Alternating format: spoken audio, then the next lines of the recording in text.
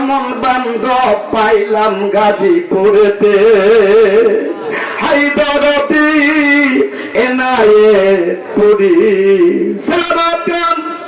বারবনের দরবারে যা, অনেক জায়গায় খোঁজাখুঁজি করে সেই মানুষটার মধ্যে একটা মানুষ সেই দেখতে পারে না। ওই বরপেটা আসাম থেকে কাফেলা নিয়ে জাকির বেড়ালে তোর দরবারে আসতেছেন। সালামত খান কয় তোমরা কোথায় যাও?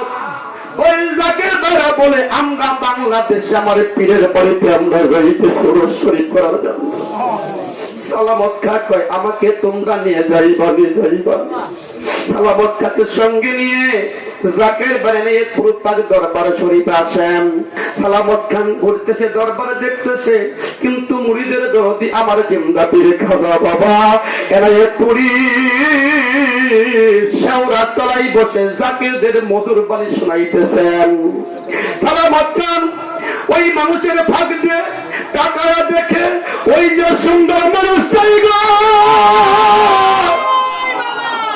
ওই আপনার চিকিৎসার মধ্যে হাত পায়া তাকে রক্ষা করতে বাজায়া দিয়েছে। ওই সুন্দর মানুষটাই আমার খাজা বাবা এনায়েতপুরি। লাভ দিয়ে এনায়েতপুরির কদমে যায়া আউমাউ করে কান্দে আমার খাজা এনায়েতপুরি কয় বাবা সালাম, আমি তোমার জন্য তোমার অপেক্ষায় আমি এনায়েতপুরে বসে আছি। আমার মেয়ে বাবারা সেই এনায়েতপুরীর গুণে গুণান্বিত মহাপুরুষ আল্লাহ রাসূল আমার মুর্শিদ কাবলা সাধু বাবা দান সাহাবের তরি চিৎকার করে বলি না আল্লাহু আকবার। শরীফ সাহাবের দরবার দরবার শরীফ হয়েছে, গভীর মনোযোগ একটু দরুদ শরীফ পড়ে আল্লাহুম্মা সাল্লি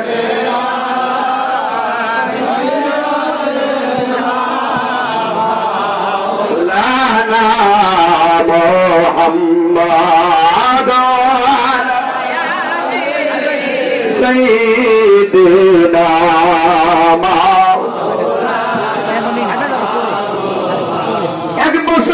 কাছাকাছি এনায়েতপুরের সঙ্গে আমার ছেলে বাবার কতটা মিল মিল আছে তাকাইয়া দেখো। ও জাকার বাড়া কোন আল্লাহর বিরুদ্ধে তোমরা করো। আমার ছেলে বাবা জান সাহেবের দরবার শরীফ বললেন 2023 সালে বড় শহীদ আসছিলেন না ছেলে বাবা জান? পরশে দেখছেন না এরকম পরশের মঞ্চে আমার মুর্শিদ শেখ বাবা দান খাজা বংশের চেরাগা আওলাদ রাসূল মুরিদের কান্ডারি ফয়সাল বাবা বসে আলোচনা করেছে, ঠিক কিনা? মঞ্চে বসছিলেন না? পূর্ণিমার চাঁদ ওই এলাকার পাশে কেবিস এলাকার নাম জাকের ভাই নবাগত তরিকা নিয়েছে। তার বাড়ি জামালপুর জেলা সদর থানা কেবিস এলাকার নাম বলে, তার নাম বিপ্লব ভাই। কি নাম? কি নাম? বিপ্লব ভাই নাম। সিধু বাবাকে দেখেছে, ভালোবাসে, মহব্বত করে। করবের জন্য বাংলাদেশের ইরাকে যাবে, গভীর মনোযোগ। ইরাকের জমিনে যাবেন। ইরাকে যেতে হলে চোরাই পথে যেতে হয়, ইরাকের সাগর পানি হয়ে যেতে হয়। কন্যা সুবহানাল্লাহ। ওই যাত্রী সহ একটি স্পিড বোটের মধ্যে উঠেছে, সাগর পানিতে ইরাকে যাবে। যখন সাগরের মধ্যে স্পিড বোট চলতেছে, দুর্ধর্ষ ডাকাত দল তাকে হামলা করেছে। ডাকাত হামলা করেছে, বিপ্লব ভাই দেখতে পারলেন, তার পাশে ডাকাতি গুলি শুরু করলো। বিপ্লব ভাইয়ের পাশে দুইজন গুলি খেয়ে মারা যায়, তার সামনে পিছনে সবাই ভয় পাইতেছে, সবাই মারা যায়। 4 জন গুলি খেয়ে মারা গেছে। আর কয়েকজন জান বাজার পরে জীবনের পরে ওই এলাকার সাগরের মধ্যে ঝাঁপ দেয়। বিপ্লব ভাই চক্ষু বন্ধ করে ওই এলাকার সাগর থেকে চক্ষু বন্ধ করে সাধু বাবাকে ডাকে, বাবা গো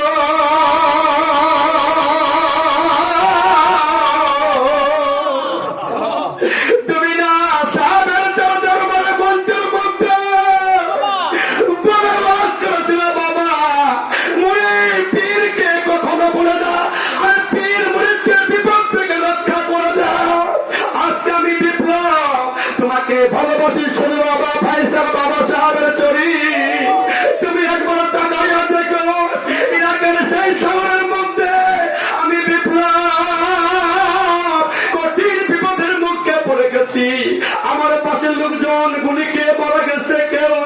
সাগরের জমিনে চাপ দিয়েছে। এখন আমার সময়, তুমি কি পারো না তোমার মরিদকে রক্ষা করতে? এই মোনাজাত করতেছে, চক্ষু বন্ধ করে আমার সেজু পীর কাবলাদানকে খেয়াল করতেছে, খেয়াল করতে মঞ্চে বসতে সেই খেয়ালটা করতেছে। খেয়াল করতে করতে ডাকাত দল তাকে মারা নাই, তারা পশম ক্ষতি হয় নাই। স্পিডবোটটা ইরাকের সেই কাছে চলে গেল। ওই ইরাকে যাইয়া বিপ্লব ভাই তার ভাইকে ফোন দিয়েছে, ভাই আমি ইরাকের জমিনে আসছি। কই তুই কেন কামতেছিস? সমস্যা কি? তুই কেন কান্নাকাটি করতেছ? কই তোমরা জানো না, জানো না আমার কথা তোমরা শুনতো না, জীবন আমাকে তোমরা দেখতে পারতা না কেন? আমি ইরাকের সাগরের মধ্যে কঠিন বিপদের মুখে পড়েছিলাম। আমার আশেপাশে অনেক গুলি খেয়ে মারা গেছে, অনেকে সাগরে জাম দিয়েছে। আমি মারা যাইতাম, থাকতাম না। কই কেমনে বাঁচলি? কই যখন ডাকাত দল আমার কাছে আসতেছে, আমি চক্ষুটা বন্ধ করে আমার সেজে পীরকে ওনাকে ডাকি, বাবা গো তোমার কি মায়া লাগে না? তোমার মুরিদ ইরাকের সাগরের মধ্যে জবরদস্ত টাকা ফেলে হাতে পড়েছে, তুমি কি আমাকে রক্ষা করতে পারো না? আমি শুনেছি